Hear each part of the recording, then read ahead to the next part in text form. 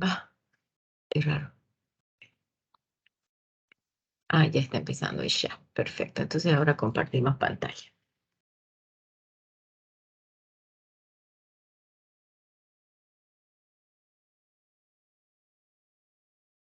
Es la introducción a la inmunología. Tengo en este momento 2 PowerPoints que les quiero mostrar. Va a ser un poquito largo el tema, eh, pero tenemos toda la tarde, ¿no? ¿O tienen clases de otra materia en la hora de práctica?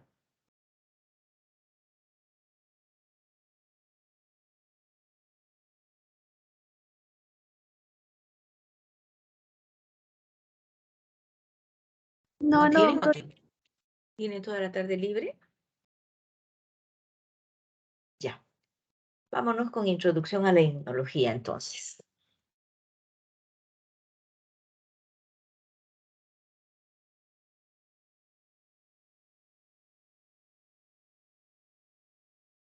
Bien, cuando hablamos de introducción a la inmunología tenemos que conocer estas definiciones. Primero, la palabra inmunidad. La palabra inmunidad deriva del latín y fue acuñada en la época de los romanos. Y inmunidad viene de inmunitas, que significa exento de, ya que en la época de los romanos, los sacerdotes, los ministros, todos los allegados al César, tenían la inmunidad para no pagar impuestos. Eran inmunitas. De ahí viene la palabra inmunidad. Cuando aparece la ciencia llamada inmunología, se acuña, o sea, se toma en realidad este término inmunitas para decir exento de enfermedad, ya que inmunita significa exento de. Entonces, inmunidad es exento de enfermedad infecciosa. Durante la primera parte, es decir, hasta el primer parcial aproximadamente, vamos a hablar de la inmunología general. Y normalmente la óptica con que se ve la inmunología es en base a enfermedades infecciosas, las cuales van a ser controladas por el sistema inmunitario. Por lo tanto, si inmunidad significa exento de enfermedad o protegido de enfermedad infecciosa, inmunología es la ciencia que estudia todos los eventos que suceden dentro nuestro frente a la presencia de un agente infeccioso o agresor externo, es decir, de un microorganismo, o los efectos que resultan de una agresión interna. ¿Cuándo puede haber una agresión interna? Pues cuando una célula deja de realizar su función para querer hacer una función diferente, es decir, cuando se vuelve maligna. Todos los días, durante toda nuestra vida, hay miles de millones de células que multiplican de nuestras células. Y en ese quehacer de la multiplicación, algunas de ellas puede ser que porque se ha dañado la información genética, al dividirse, porque cada vez que se multiplican se dividen en 2, salgan células con diferente lectura de la información genética por un daño a nivel de cromosomas, quizás por ultravioleta, vamos a suponer. Entonces, si hay una célula que al multiplicar da origen a una diferente que no va a hacer la función que tenía que haber hecho, se va a convertir en una célula tumoral. Y si a esa célula no se la destruye, va a formar luego todo un clon, o sea, todo un grupo de células que no tienen la función del órgano donde están y termina siendo un tumor o un cáncer. Entonces la inmunología estudia los eventos contra la agresión externa y contra los cambios patológicos celulares a nivel interno.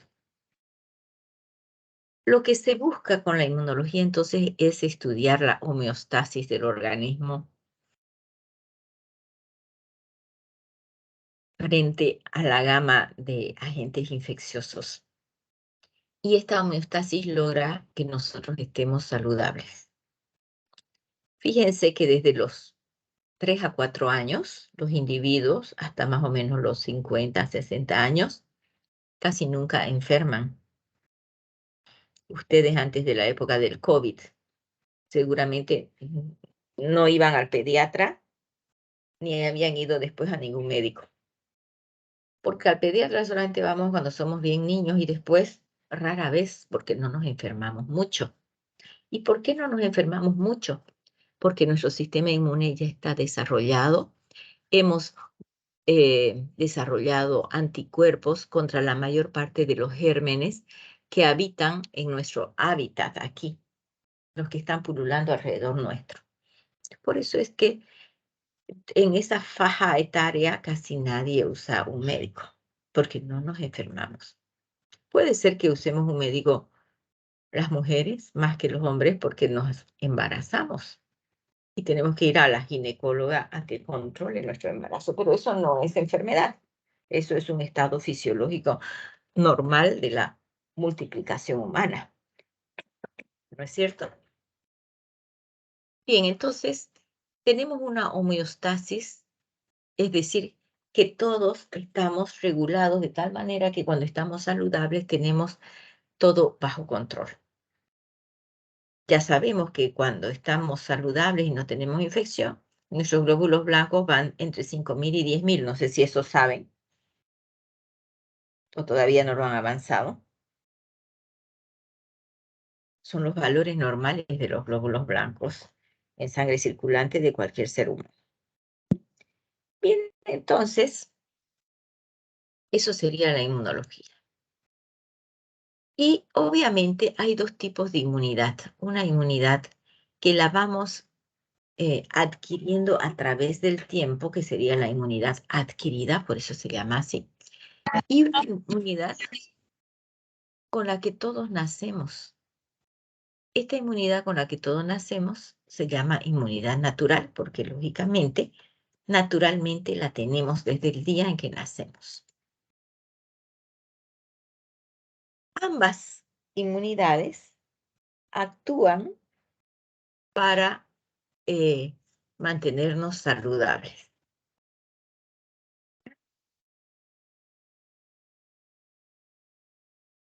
¿Qué es lo que pretende la inmunidad?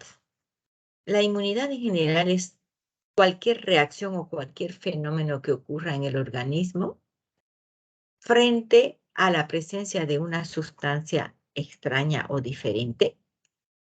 Y la respuesta inmunitaria puede tener diversas repercusiones, desde repercusiones fisiológicas, cuando no existe un daño post-infección, o repercusiones patológicas, cuando sí existe un daño post-infección.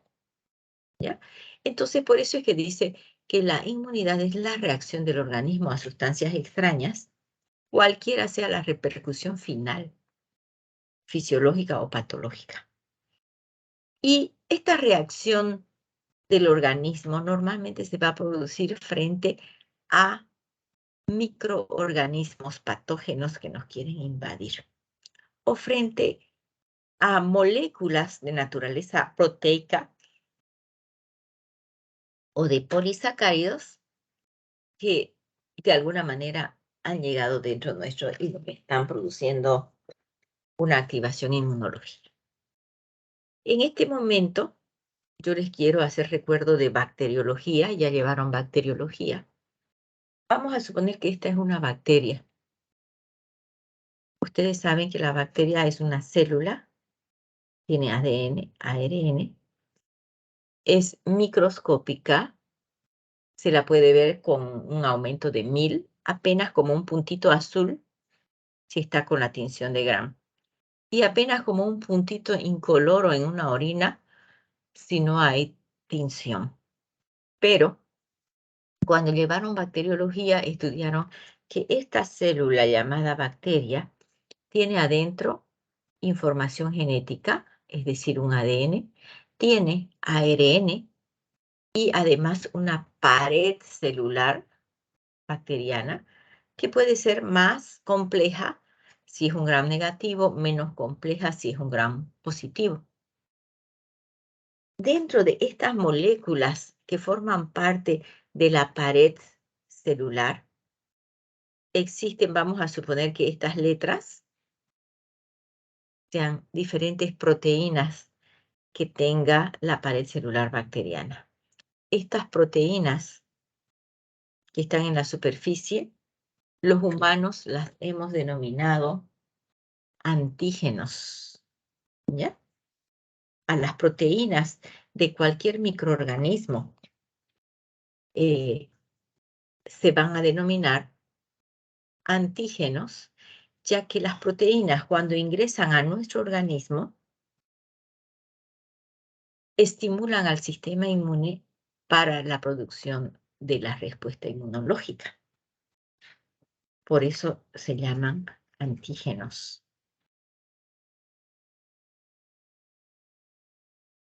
El sistema inmunológico, entonces, ¿qué función tiene? La función que tiene es estar atento todo el tiempo, buscando que no hayan bacterias dentro nuestro. Ustedes saben que toda nuestra musculatura, todo nuestro aparato circulatorio, nuestro aparato nervioso, todos nuestros órganos internos son estériles. Las únicas zonas no estériles serían la boca, esófago y desde el estómago comienza a estar todo estéril hasta el intestino grueso. Cuando comienza el intestino grueso ya no es estéril. Ahí ya hay bacterias. El aparato urinario es completamente estéril. La vejiga, los uréteres, los riñones, todo es estéril. Lo único que no es estéril es el meato urinario, es decir, la porción terminal de la uretra que está en contacto con la piel. El aparato respiratorio, las vías respiratorias bajas son estériles. Solo las vías respiratorias altas no son estériles. Entonces, fíjense, el oído medio e interno son estériles, solamente el oído externo no es estéril. El sistema nervioso central, todo es estéril. Entonces, ¿qué hace el sistema inmunitario? El sistema inmunitario todo el tiempo está vigilando que a todos esos lugares estériles no entren gérmenes, que no entren microorganismos que nos vayan a producir enfermedad. Y si por mala suerte entra una bacteria a este lugar estéril, este sistema inmunitario nos defenderá buscando destruir a ese germen invasor. Por eso el sistema inmunitario se encarga de sobrevigilar y defendernos frente a microorganismos externos. Por eso es que les dibujé en el fondo de la diapositiva un ojo. ¿Lo notan? Porque el sistema inmunológico a mí me recuerda, esta es una parte personal mía, si está todo el tiempo sobrevigilando, él está mirando, mirando, mirando. Por eso es que yo les puse en el fondo un ojo que todo el tiempo nos está mirando. Y apenas se encuentra un germen en algún lugar estéril, lo elimina inmediatamente y con eso nos defiende. Entonces el sistema inmunitario, en resumen, es la defensa de nuestro organismo frente a microorganismos o a células que se transforman o cancerosas. Y la defensa está hecha por dos sistemas, un sistema celular y un sistema humoral. Los representantes del sistema celular se llaman células efectoras porque van a efectuar la función de defendernos. Y el sistema humoral está formado generalmente por péptidos o proteínas.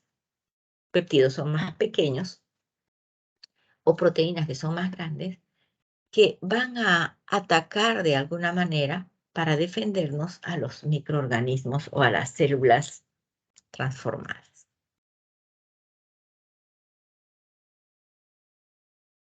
Entonces, ¿cómo se activa el sistema inmunitario de cada uno de nosotros?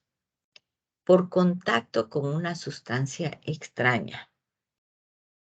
Habíamos dicho que si esta es una bacteria y cada letra es una proteína diferente de la superficie de esta bacteria, entonces estas proteínas diferentes nosotros los humanos las hemos denominado antígenos. Quiere decir que esta bacteria tiene varios antígenos diferentes, es decir, proteínas extrañas al ser humano y que al denominarse antígenos es porque tienen la capacidad de que los anticuerpos que nuestro organismo produce van a ir a unirse a esta sustancia llamada antígeno. Además, estas sustancias llamadas antígenos tienen capacidad inmunogénica, es decir, génesis es creación, inmunogénesis, creación de anticuerpos o de inmunidad. Estas sustancias extrañas, van a disculpar, pero estoy con un poco de hipo. Estas sustancias extrañas llamadas antígenos también tienen capacidad inmunogénica, que significa que van a estimular al sistema inmune a producir anticuerpos. Por eso es inmunogénica o inmunógenos. Genos de génesis, que es formación, inmuno de inmunidad. Ellas van a estimular a nuestro sistema inmunológico para que formen inmunidad. La manifestación de esta activación del sistema inmunitario se va a poner de manifiesto con la producción de células que van a ir a matar al agente agresor, células efectoras, llamadas normalmente leucocitos, por moléculas específicas que serían los anticuerpos. Espérenme un ratito. ¿Aló? Dígame. Estoy pasando clases de inmuno. Ariana, ¿quién es Ariana? Ah, ya. ¿Ya?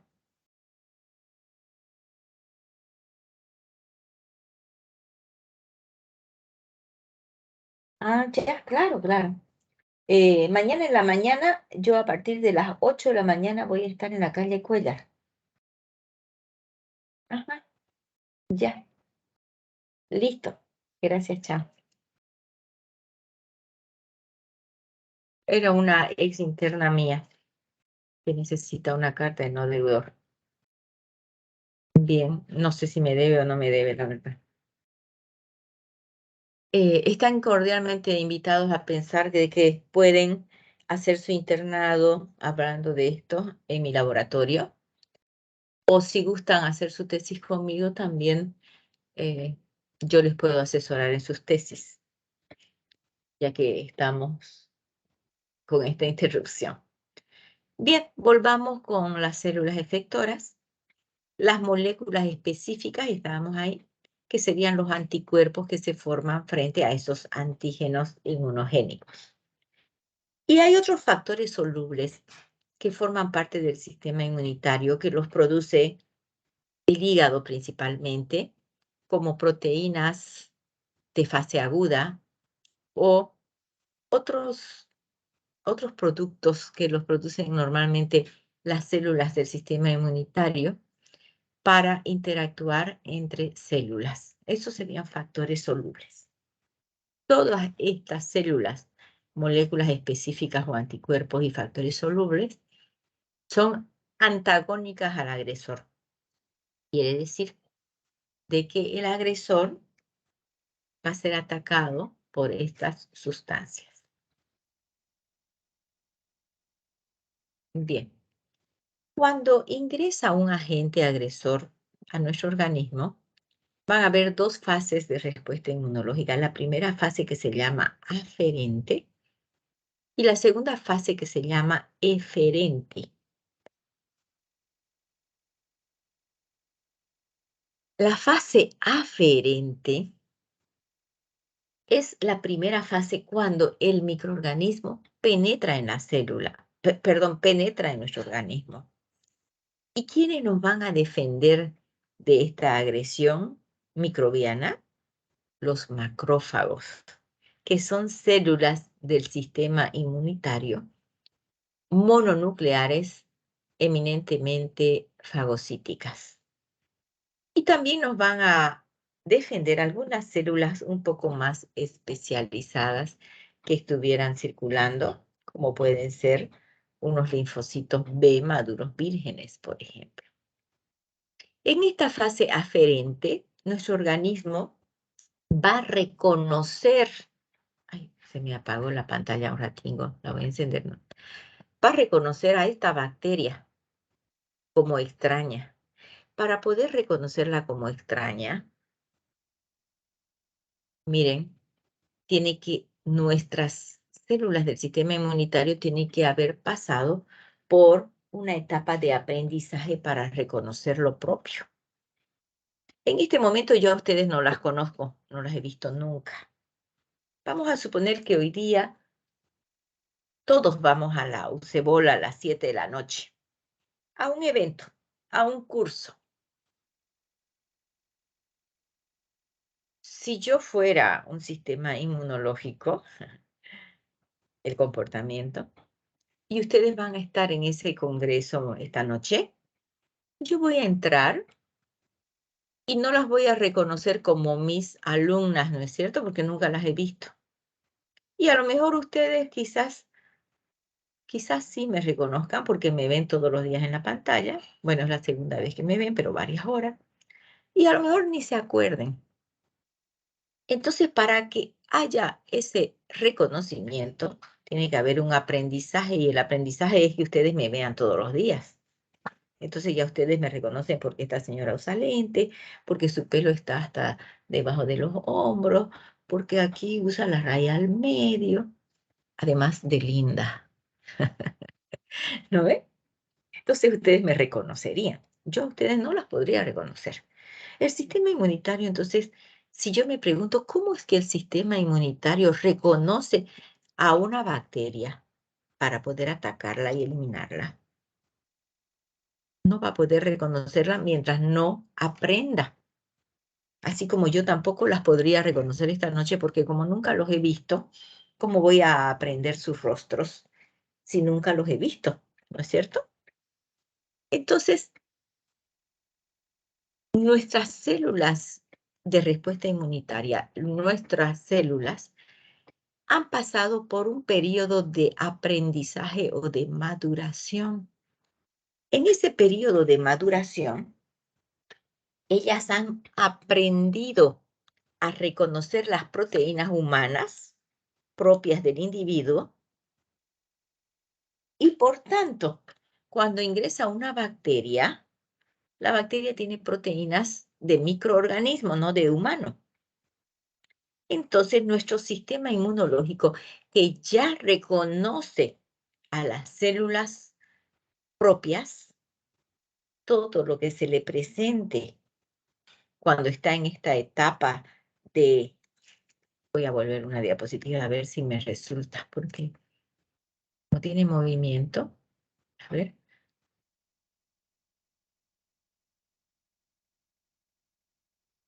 Aquí, cuando ella sobrevigila y reconoce a la célula que está infectando, es decir, a la bacteria, al virus, al parásito, ¿cómo es posible que pueda reconocer? Claro, puede reconocer porque primero aprendió cuáles eran las proteínas propias para luego poder reconocer las que no son propias. Entonces, si conoce todas las propias, después no va a poder diferenciar y va a decir, ah, esta proteína no es de nosotros. Por lo tanto, tengo que destruir a quien está aportando esa proteína. ¿Y quién está aportando esa proteína? Este microorganismo. ¿Ya? ¿Eso queda claro?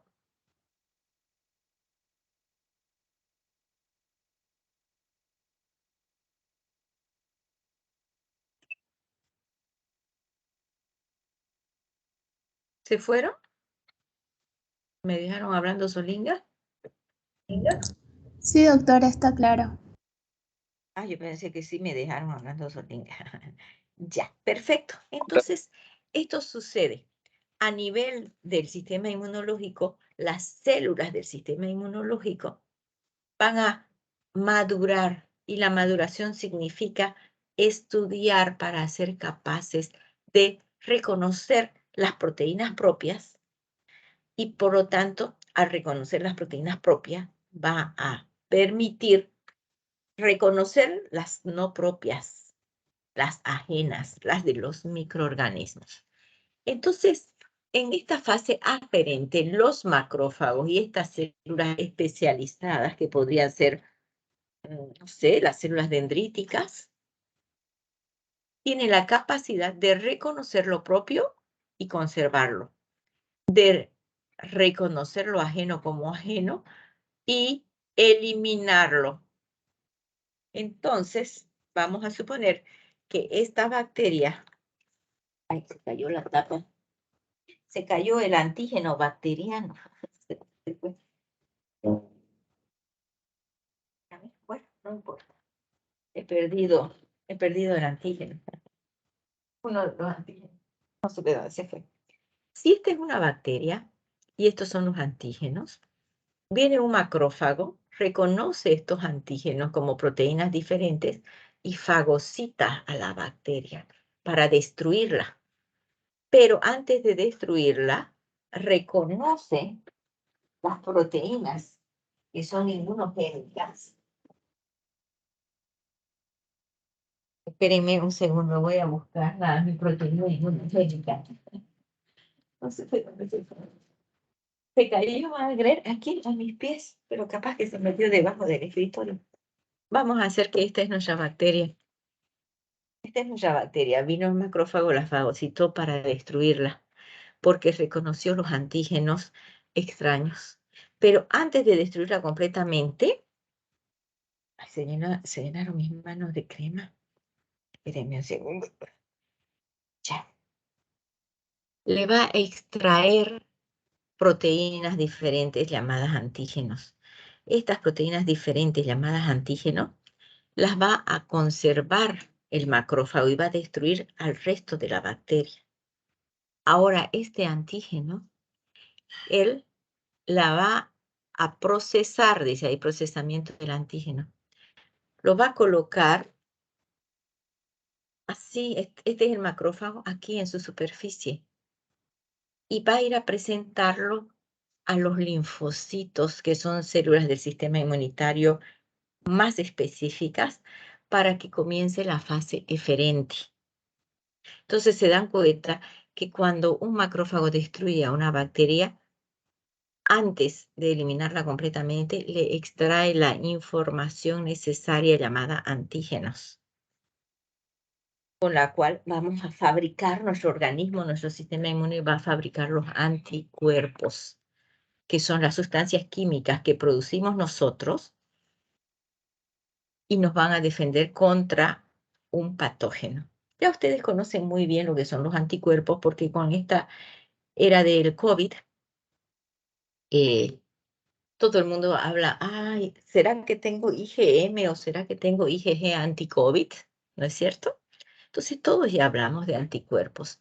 Esos anticuerpos producidos por nuestro sistema inmune son gracias a la extracción de los antígenos en esta etapa de procesamiento antigénico. Entonces la fase aferente permite que un macrófago o una célula especializada del sistema inmunológico distinga lo propio de lo ajeno, conserve lo propio y destruya lo ajeno. Esa es la función. Si es que falla esta función, porque el sistema inmunológico, cuando estaba aprendiendo, no aprendió a distinguir bien lo propio, se puede confundir y puede producirnos una patología por falla de este conocimiento, que se llama enfermedad autoinmunitaria.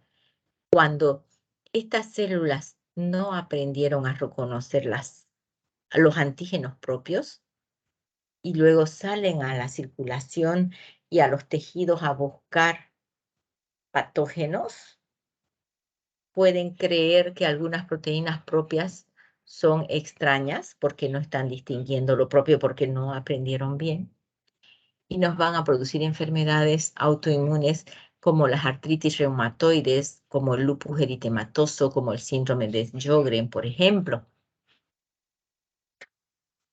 Interesante, ¿no?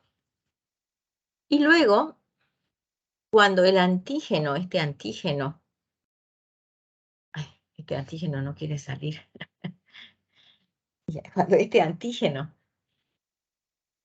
pasa hacia la fase eferente, es decir, llega a los linfocitos para que los linfocitos lo estudien y produzcan anticuerpos, los linfocitos B, o los linfocitos T maduren para producir linfocitos T maduros específicos contra este antígeno, estamos hablando de la fase eferente. Esta fase es mucho más efectiva para eliminar gérmenes.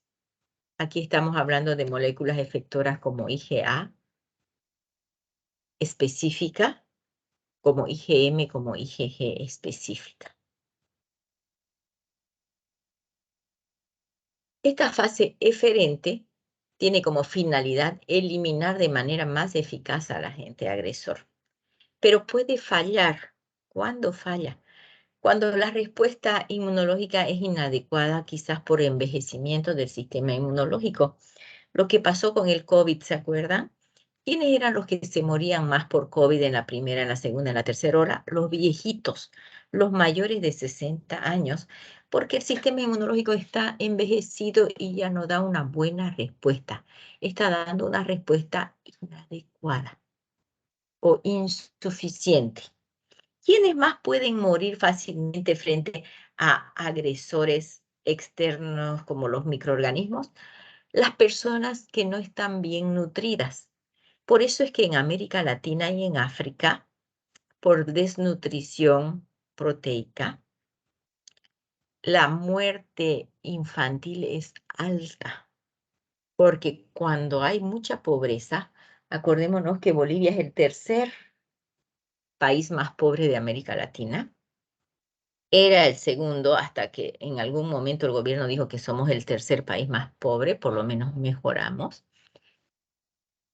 Si somos el tercer país más pobre de América Latina, ¿qué están comiendo nuestros niños cuando dejan de mamar y ya no hay leche materna, pero tampoco hay proteínas para comer en la casa? Ellos son mal alimentados y en el campo los niños sobreviven con agua de arroz en el oriente boliviano y con agüita de maíz en el occidente. Por lo tanto, no están comiendo la cantidad suficiente de proteínas como para que el sistema inmune dé una buena respuesta, una respuesta suficiente. Porque los anticuerpos están fabricados por los linfocitos B a partir de insumos. Y los anticuerpos son proteínas. ¿Cuál es la unidad de una proteína? La molécula más pequeña que uniendo varias de ellas va a formar polipéptidos y luego proteínas. Ustedes que ya llevaron bioquímica.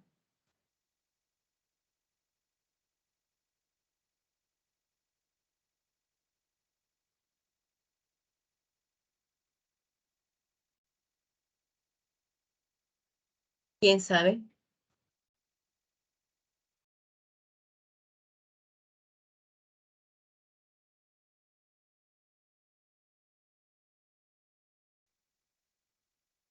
Aminoácidos jóvenes. ¿Ya llevaron bioquímica?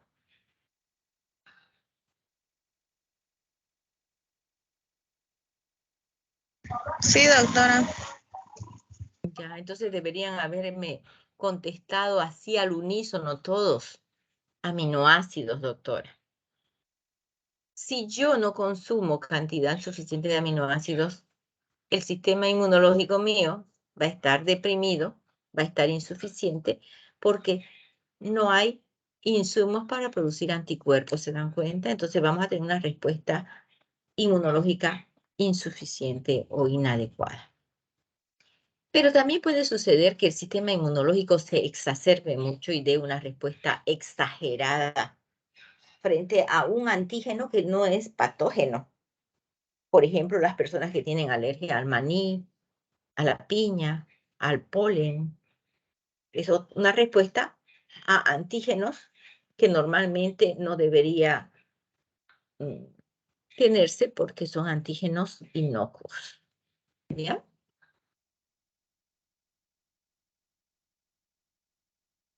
¿Cuáles son los constituyentes del sistema inmunológico? Tenemos órganos que forman parte del sistema inmunológico. El sistema inmunológico está distribuido en todo el organismo, pero hay dos órganos que forman parte como órganos primarios por su importancia. El primero es la médula ósea, aunque aquí no está de primero. A ver, vamos a aprovechar de ponerlo. Este debería ser el primero. No sé por qué está ahí, ¿ya? Control B. Y el segundo, el timo. Entonces son órganos, aquí le vamos a poner un nombrecito. Órganos primarios del sistema inmunológico, médula ósea y timo, ¿ya? Y luego tenemos los órganos secundarios. Aquí lo vamos a poner. Así va a estar mejor esta diapositiva. Órganos secundarios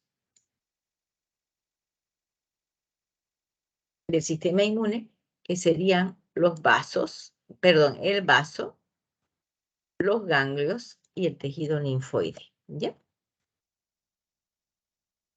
Entonces tenemos órganos primarios y órganos secundarios. Además de esto, el sistema inmunológico interactúa con el sistema nervioso y con el sistema endocrino.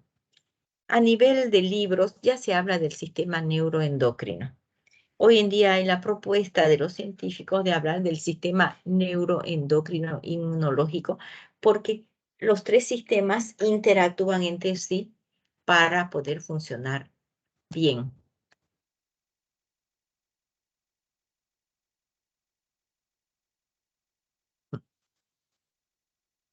Vámonos a esta diapositiva.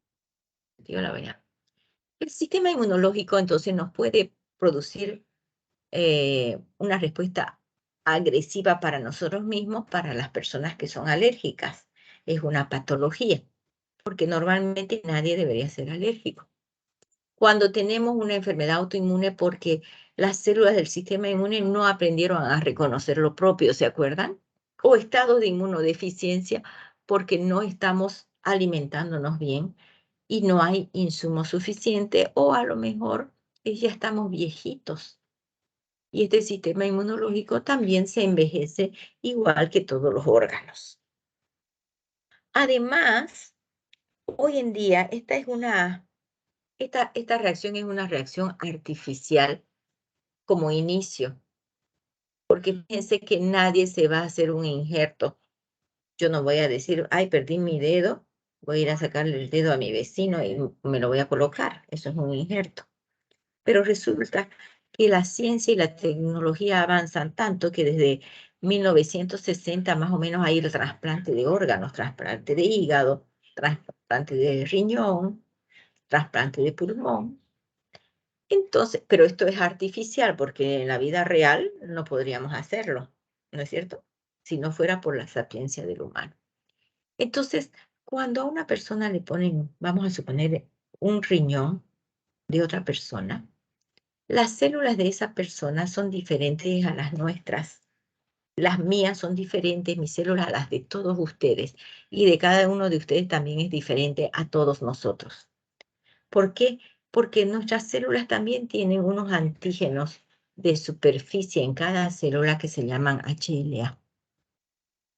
Y están dados por la información genética del cromosoma de la mamá y de los cromosomas del papá que formaron al nuevo bebé. Y por lo tanto, cada uno de nosotros en el mundo somos únicos en cuanto a antígenos celulares.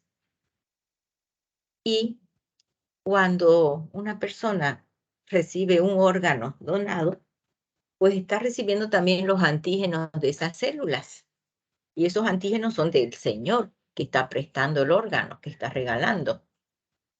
Y por tanto, va a haber una reacción inmunológica con el sistema inmune como agresor, pero es frente a un grupo de células llamada riñón, en este caso, que se le ha colocado al individuo como un injerto. Entonces ya se estudia al sistema inmunológico con eso en los pacientes trasplantados también.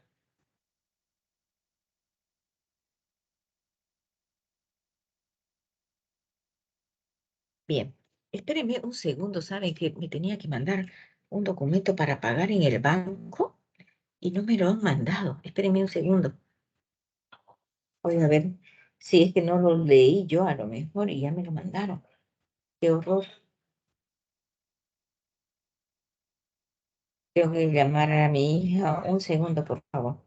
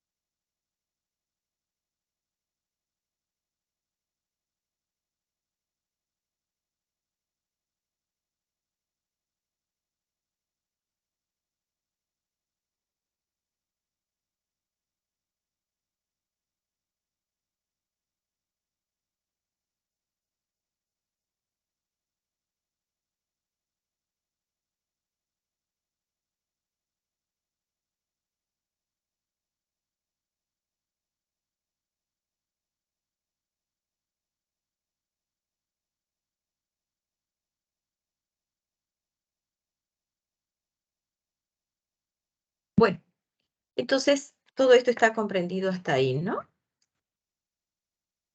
Vámonos con la siguiente. Aquí viene la historia de la inmunología que la van a leer ustedes solos porque no necesito contarles la historia, pero es bueno que algunos detalles de la historia llamativos los conozcan. Entonces, historia de la inmunología, ustedes leen.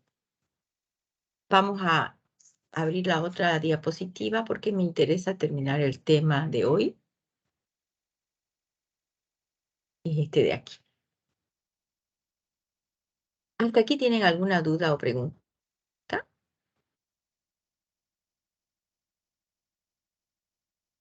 Entonces ya sabemos que la inmunidad la vamos a estudiar frente a los microorganismos que nos están atacando y que nosotros queremos mantenernos saludables gracias a esta inmunidad. La inmunidad está dividida en dos grandes grupos, la inmunidad natural o inespecífica, que todos la tenemos, nacemos con ella, y una inmunidad específica o adquirida, que la vamos adquiriendo a través del tiempo conforme nos enfrentamos a los diferentes gérmenes. Un ejemplo de inmunidad adquirida es la que ustedes y yo hemos tenido cuando nos hemos infectado con el virus del COVID o a lo mejor cuando nos hemos vacunado. Se llama específica porque es una inmunidad específica para ese germen. Si una persona se infectó con el virus del COVID, va a producir anticuerpos específicos contra COVID. Si no se infectó, no va a producir anticuerpos. La persona que se vacunó contra COVID va a producir anticuerpos anti-COVID. Y los que no se vacunaron no lo van a producir, por eso se llama específica. Veamos la inmunidad inespecífica o natural. Yo les decía que todos nacemos con esta inmunidad, por eso se llama natural. Y es inespecífica porque nos defiende frente a cualquier germen, ¿ya? Y entre ellos tenemos los mecanismos de defensa o barreras mecánicas de defensa. Y todos nacemos con esto. Todos nacemos con piel. Y la piel, mientras está sana, está ilesa, ningún germen puede penetrar. Pero si se corta nuestra piel, por ahí penetran los gérmenes. Entonces una piel ilesa es una barrera, es la barrera más grande en extensión que tiene el cuerpo humano. ¿Cómo nos damos cuenta de que estamos con lesión o sin lesión en esa barrera? Es simplemente agarrar un poquito de alcohol, colocarnos, por ejemplo, en nuestras manos cada vez que llegamos al laboratorio y frotarnos con el alcohol. Si me arde mi mano, aquí es porque tengo una lesión. Quiere decir que por ahí me puede entrar un germen en el momento en que yo trabajo en laboratorio. Si no me arde, quiere decir que estoy saludable y me tengo que cuidar, pero no tanto. Entonces, una piel ilesa es importante. La piel ilesa tiene un pH bajo que impide que los patógenos proliferen sobre ella. Producen diferentes ácidos grasos, ácido láctico y además nuestra piel es seca para evitar gérmenes, patógenos que proliferen ahí. ¿Por qué proliferan hongos entre los dedos de los pies? Primero, porque no nos secamos entre los dedos de los pies después de bañarnos y quedan húmedos. Y segundo, porque nuestro pie suda al usar un zapato cerrado, sobre todo sin calcetín. Y los hongos que están en el ambiente aprovechan que esa piel no está seca, sino que está humedecida para proliferar ahí. Y nos dan las micosis de los pies como el pie de atleta, por ejemplo. Entonces, la barrera más importante en su extensión es la piel. Otra barrera de protección mecánica frente a los patógenos es la membrana mucosa. Todas las membranas mucosas que tenemos en los ojos, en la nariz, en todo el aparato digestivo, en el aparato reproductor, en el aparato urinario, o sea, la uretra, la vagina, todo el intestino es mucosa. Esa membrana mucosa secreta primero moco. ¿Qué función tiene el moco desde el punto de vista inmunológico? Imaginémonos que llega una bacteria a la mucosa nasal y comienza nuestra mucosa a producir moco. Y este moco llega y envuelve al germen y no lo deja salirse de ese moco. El germen trata y no puede. Entonces está conteniendo las infecciones. Para colmo de males para la bacteria y de bueno para nosotros, en esta mucosa se secretan diferentes enzimas como las lisocimas que van a ayudar a matar a las bacterias por digestión. Lactoferrina se secreta ahí para que no haya hierro libre, porque el hierro libre es un muy buen nutriente para las bacterias. Acordémonos que cuando vieron bacteriología, sembraron a las bacterias en agar sangre que tiene hierro, ¿no es cierto? Entonces, la lactoferrina va a captar cualquier hierro que esté libre para impedir así un nutriente para las bacterias. Y a nivel de mucosa se secreta un anticuerpo que se llama IgA secretorio o IgA secretora o IgA secretoria. Esta IgA nos va a ayudar a defendernos frente a los patógenos que quieren ingresar por mucosa. Aún así, los gérmenes pueden penetrar. Entonces, hay otros mecanismos de barrera mecánica que nos defienden, como el pH ácido del estómago. Cuando comemos, todo lo que comemos, nada es estéril, ¿no es cierto? Nada es estéril porque ya se enfrió y está desenvuelto. Desde el momento en que se comienza a enfriar, las bacterias ya están posándose en nuestro arroz, en nuestra ensalada rusa, en nuestra carne, en lo que estemos comiendo.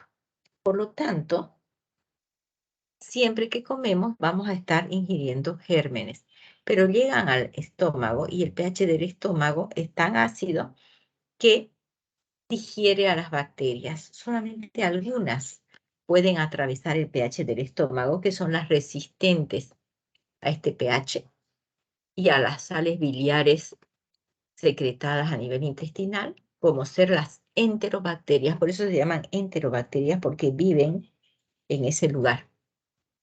Y algunos virus, como los rotavirus, los adenovirus y otras bacterias que tienen capacidad de vivir en el estómago, como El Helicobacter pylori, por ejemplo, que es resistente al pH ácido del estómago y es más, vive en el estómago, produciendo patología en ese lugar.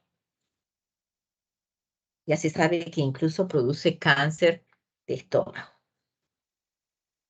¿Ya? Entonces, si es que un germen ha pasado el pH de ácido del estómago, como ser una salmonela, una shigella, eh, un virus, la reacción como protección inespecífica va a ser tener diarrea, es decir, un aumento del peristaltismo gástrico, o tener vómitos. Con eso se va a tratar de eliminar al germen. Nuestro organismo es así de sabio. Ya no se dan en esta época, no se recetan antieméticos o antidiarreicos. Si el paciente tiene vómito, tiene que seguir vomitando. Y si tiene diarrea, tiene que seguir con la diarrea hasta que limpie al patógeno que está en el aparato digestivo.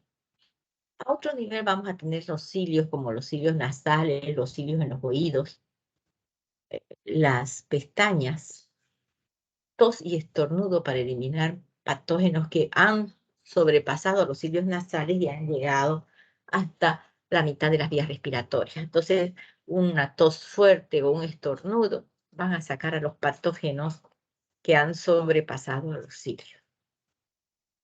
Luego tenemos otras barreras, son mecánicas, son naturales, son inespecíficas porque matan a cualquier germen, son naturales porque las tenemos desde que nacemos, serían lágrimas, saliva, la misma orina.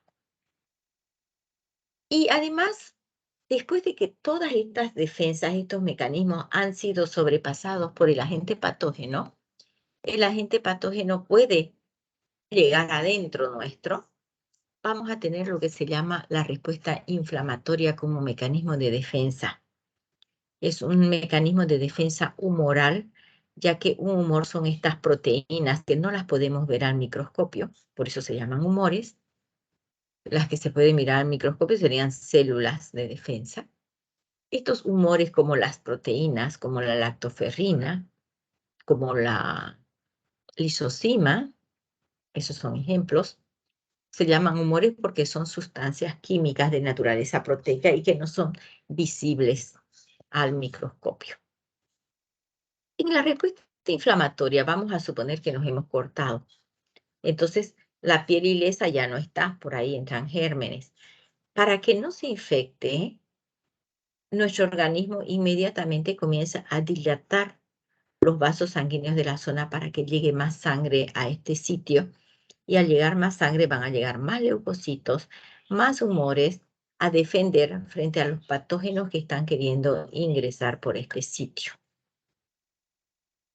Esa es la respuesta inflamatoria.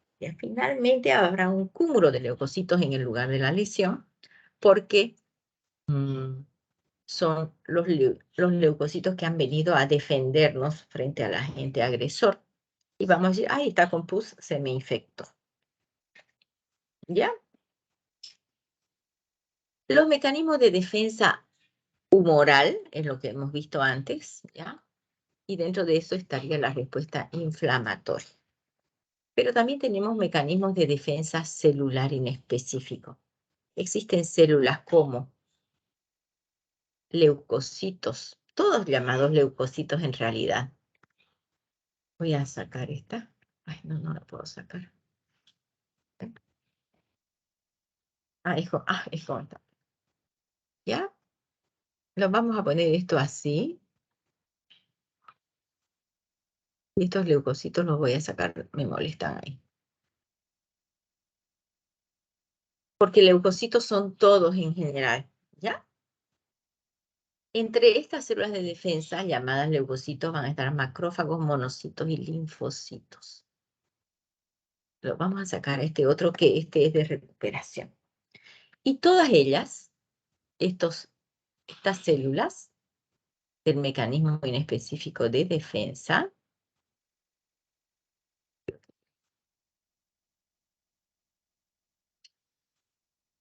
van a secretar una serie de humores llamadas linfoquinas o citocinas hoy en día. Antiguamente se llamaban monocinas, interleucinas, linfocinas, factores estimulantes de colonia. ¿Ya? Entonces, estas células del sistema inmunitario van a producir sustancias, humores, para defendernos. Y además estas células van a intervenir en los mecanismos de defensa celular inespecíficos.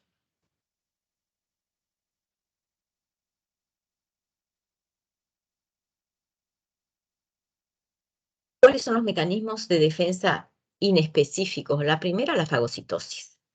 Cuando la bacteria ya penetró la piel, vamos a suponer, y llegó debajo de la piel, ahí abajo están los macrófagos y las células dendríticas, porque estaban buscando a un agente agresor.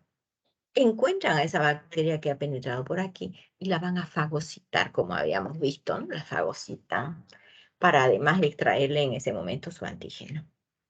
Esta fagocitosis se hace por estas células fagocíticas. Macrófagos en tejido, monocitos en sangre circulante, polimorfos nucleares salen también de sangre circulante hacia los tejidos a defendernos y las células dendríticas que están debajo de la piel.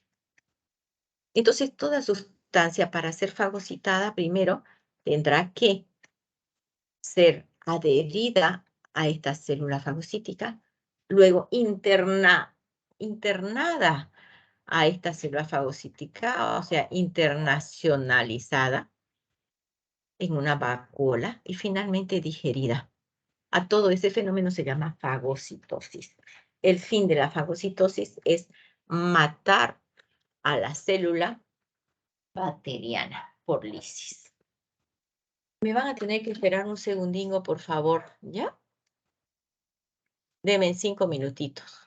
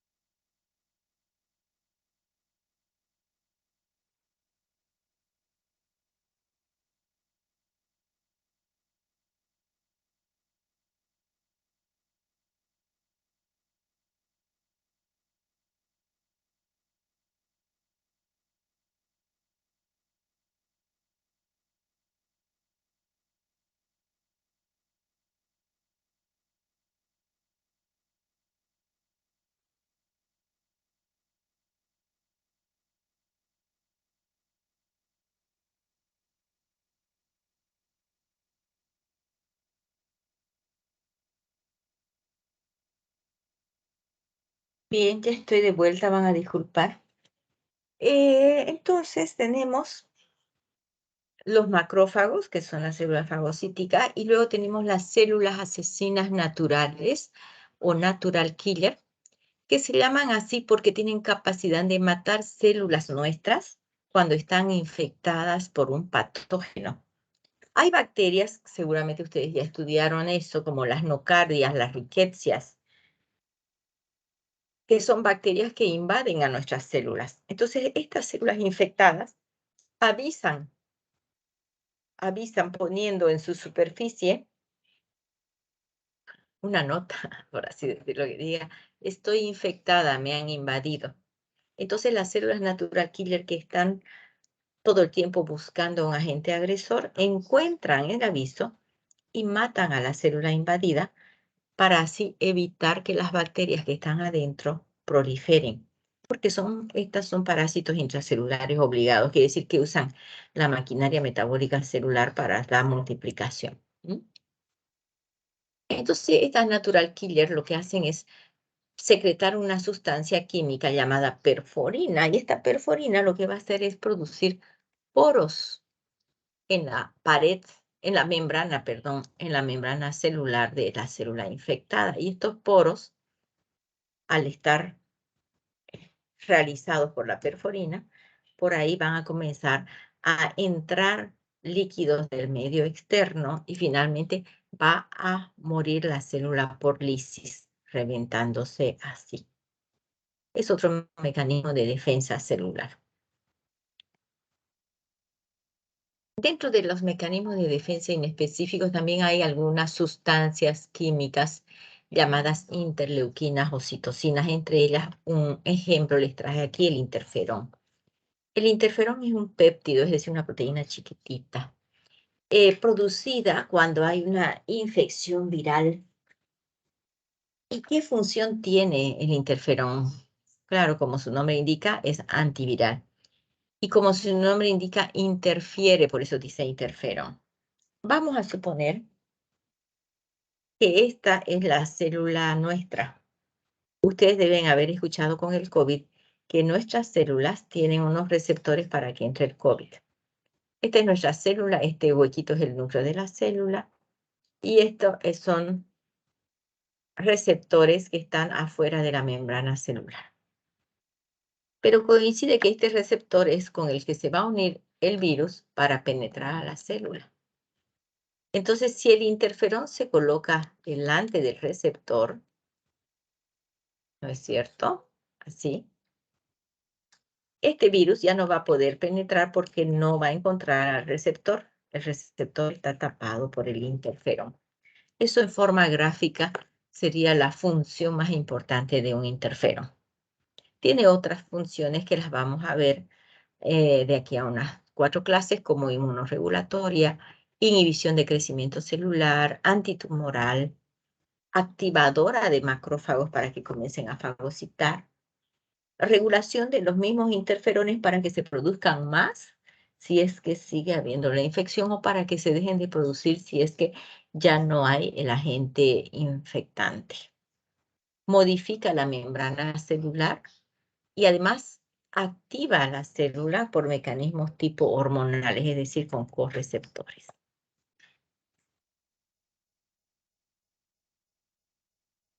Los interferones son alfa, beta, gamma y omega. Por su orden de descubrimiento llevan los nombres alfa, beta, gamma, omega, pero por su tipo ahora se han clasificado en tipo 1 y en tipo 2.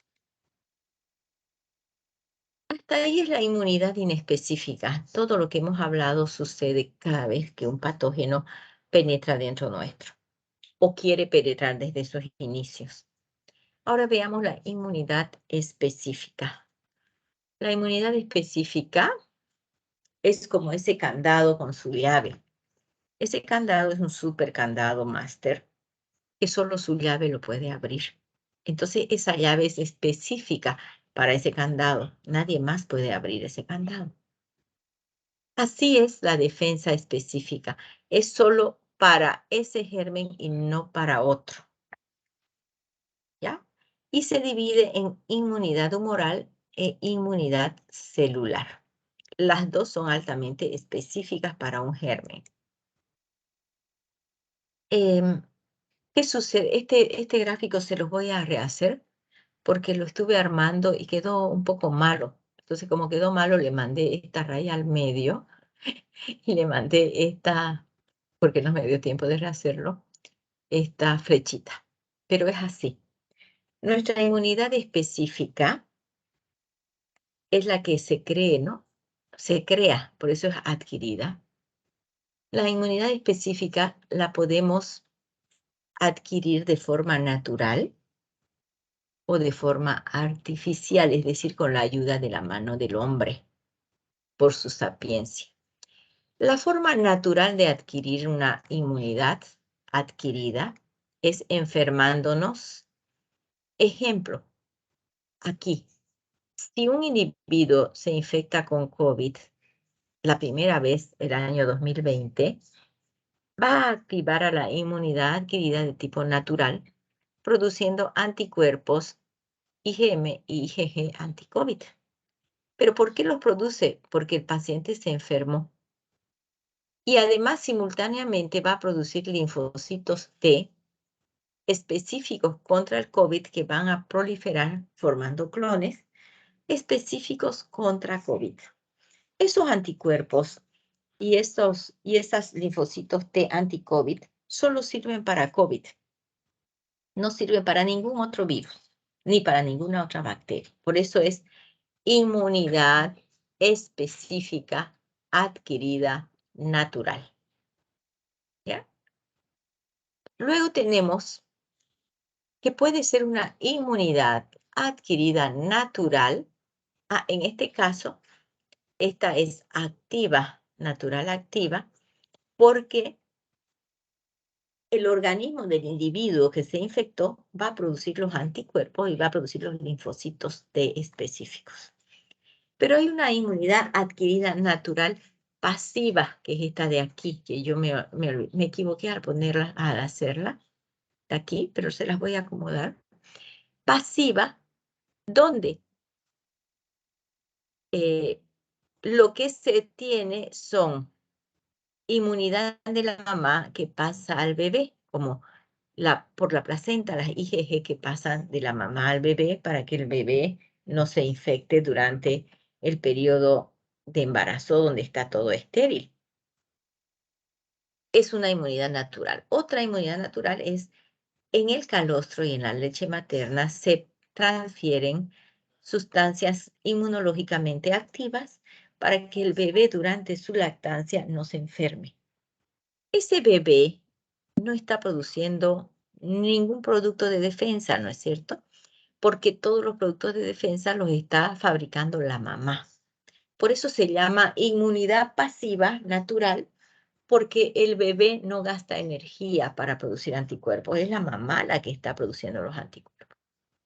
Por lo tanto, en el bebé es una inmunidad pasiva, es natural, porque esa inmunidad está desde que el humano vive en la tierra. Y solamente se da de madre a hijo, no hay otra. La inmunidad se llama adquirida artificial si es que el ser humano ha intervenido para producir esa inmunidad. Y va a ser de tipo activo cuando recibimos una vacuna, porque fíjense, si a mí me colocan la vacuna contra COVID, me la pinchan aquí, mi organismo va a producir anticuerpos anti-COVID. Por eso es activo, porque la respuesta a esa vacuna va a hacer que nuestro sistema inmune gaste energía, gaste insumos y produzca anticuerpos. Una inmunidad adquirida artificial pasiva es cuando no se gasta energía para producir anticuerpos, porque como su nombre lo indica, artificialmente ya tenemos un frasquito tipo penicilina y adentro están los anticuerpos que necesito. Son muy pocos los sueros hiperinmunes. Por ejemplo, en tétano, ustedes habrán escuchado que hay el suero antitetánico, que sería este suero hiperinmune, y hay la vacuna antitetánica. Para rabia también hay suero antirrábico y vacuna antirrábica. Lamentablemente son muy pocas las vacunas que hasta el momento se han podido obtener. Y mucho menos los sueros hiperinmunes son poquísimos. Entonces está comprendido lo que es la inmunidad adquirida, natural y artificial, pasiva y activa.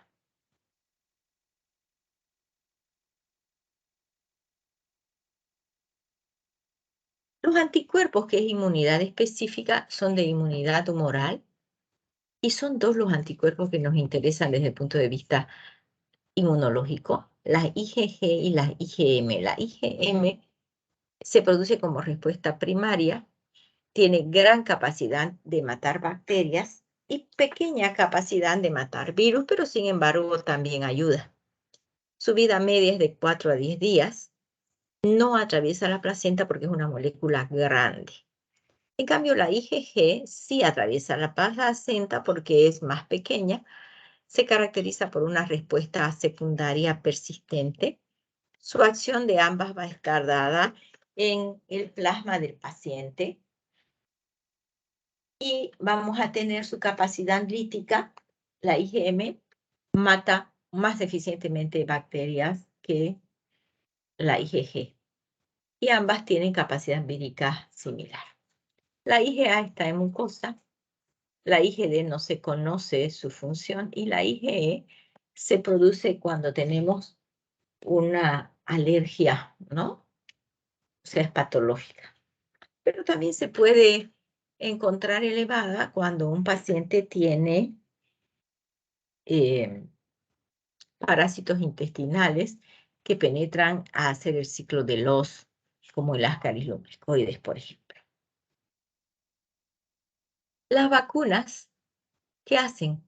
Las vacunas no son más que un concentrado de algún antígeno viral, por ejemplo, y que al ser colocadas en el brazo del paciente o vía oral para las que son vía oral, como rotavirus, por ejemplo, o polio, o subcutánea también, una vez ingresan, inducen a la formación de anticuerpos llamados neutralizantes. Y estos anticuerpos neutralizantes pues participarán en la citólisis, en la agregación viral, en los mecanismos de citotoxicidad. Hola, hola, mijita.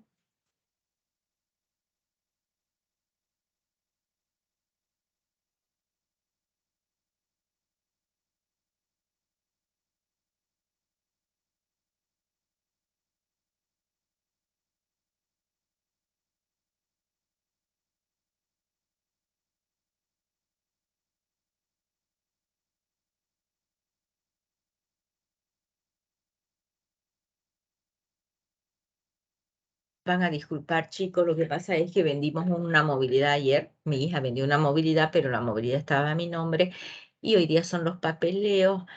Quedaron de mandarme la cuenta donde tengo que pagar un impuesto y no me la mandaron y todo el día me han estado con estas cosas. Vale. Entonces, miren, la vacuna es un concentrado de este antígeno del virus que me lo colocan en el brazo. Y al colocarme este antígeno, yo no me puedo enfermar con este virus porque lo que enferma del virus es la información genética que está acá. Pero sí voy a producir anticuerpos llamados neutralizantes. Yo puedo medir en laboratorio estos anticuerpos neutralizantes y decir si mi paciente tiene buenas defensas o no tiene buenas defensas frente a ese agente agresor. Si no tiene buenas defensas, se sugerirá hágase colocar un refuerzo de vacuna, cuídese para no infectarse, manténgase aislada, etcétera, etcétera, etcétera. Estos anticuerpos neutralizantes participan en la citólisis inmune mediada por complemento, forman agregados virales que van a ser luego fácilmente fagocitados y inducen a la respuesta de citotoxicidad dependiente de vacuna para virus atenuado. Entonces, estas son algunas de las funciones de la vacuna. ¿Ya? Voy a hacerle un tab aquí. Un tab acá y un tab acá va a quedar mejor. No, este tab no tenía que ser ahí. Este lo vamos a volver. ¿Ya? Así va a estar mejor en realidad. Hasta ahí es el sistema inmune en general. En los próximos días los vamos a desglosar más minuciosamente. Pero vamos a ver estas últimas dos diapositivas. Ustedes se preguntarán, bueno, tan bonito todo. ¿Y por qué nos enfermamos? ¿Por qué nos enfermamos? Claro, porque todos los gérmenes tienen son inteligentes los gérmenes. No se les habrá descubierto un cerebro, pero son más astutos que nosotros, chicos. Hay estrategias de evasión de la respuesta inmune por parásitos, virus, bacterias. Los vamos a estudiar este semestre. Por ejemplo, ya vamos a ver aquí la mutación. ¿No ves? Ya hemos escuchado que el virus de COVID ha mutado a virus Omicron, a virus Delta y a dos virus más antes, que no recuerdo el nombre de esas mutaciones. Entonces, todos los gérmenes casi mutan. Por ejemplo, el virus del HIV muta tanto que hasta ahora no se ha conseguido una vacuna para HIV. Gracias a Dios, el virus del coronavirus no muta tanto. Por eso es que las vacunas todavía siguen haciendo efecto. Pero el momento en que el virus se dé cuenta que tiene que modificar la proteína Skype para que así la vacuna no sirva, pues vamos a estar en serios problemas porque no vamos a tener vacuna. El virus del H1N1, que es el virus de la gripe, muta cada año. En cada invierno es un mutante. Por eso es que la empresa farmacéutica de vacunas produce vacunas cada año. Entonces tenemos la vacuna de 1999, la vacuna de 2000, la vacuna del 2020, la vacuna del 2021, la vacuna del 2022, así. Porque las mutaciones que hace este germen son tan específicas en el sentido de que justo son aquellas descubiertas y usadas por el humano para producir la vacuna. Entonces, las mutaciones es una estrategia de evasión de la respuesta inmune. Otras alteraciones o estrategias serían inhibir la producción de interferón, por ejemplo, o afectar al sistema del complemento para evitar el hemololítico, que lo vamos a estudiar de aquí a 3 clases, o modificar la respuesta inflamatoria. ¿Ya? Entonces, con esto terminamos el tema teórico. El tema teórico son las 3:30.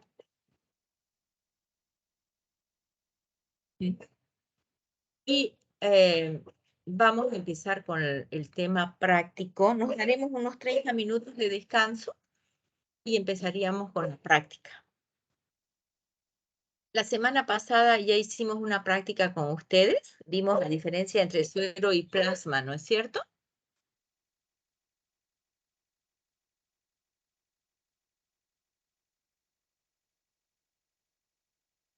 Niñas, jovencitas.